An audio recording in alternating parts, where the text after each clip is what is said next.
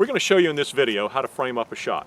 There are several ways you can build your shot depending on what you want the viewer to see. You could use a really wide shot, for example, or a shot that's way off center. You could choose a shot that creates suspense, or go in really close, intense. But that's not what we're talking about here. We're talking about the basic, straightforward shots that you'll be using for most stubborn old gardeners' videos. So whenever you can, get in tight enough so people can see what it is that you're trying to show them. So if Amanda is showing how to plant a hydrangea, I would normally start with a long shot to orient the viewer.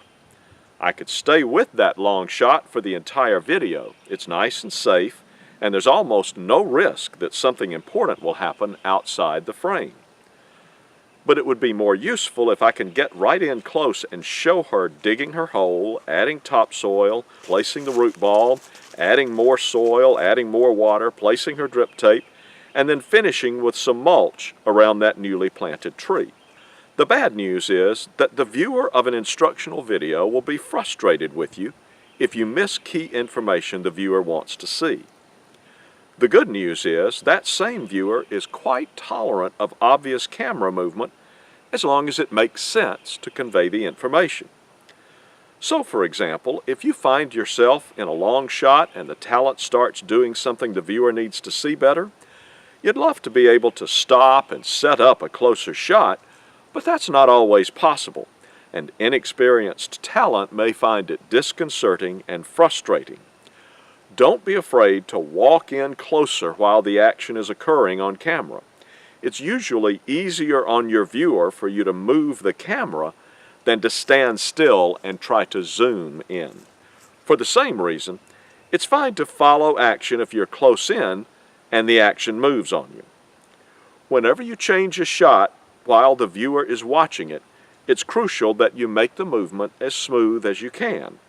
So you'll want to practice camera movement that follows action so it comes naturally to you. There are a couple of rules that will help you when you are showing the face of your talent.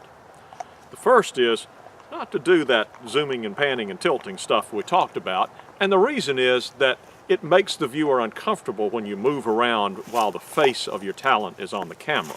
So you want to avoid the zooming and the panning and the tilting when that's the case.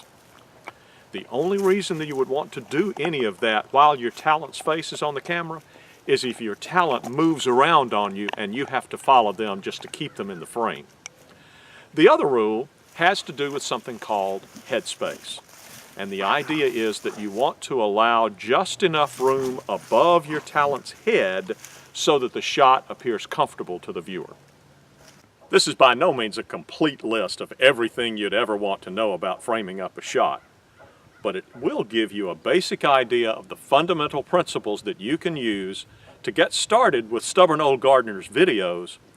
Plenty of time later for you to learn more subtle principles that you can apply when you produce your own.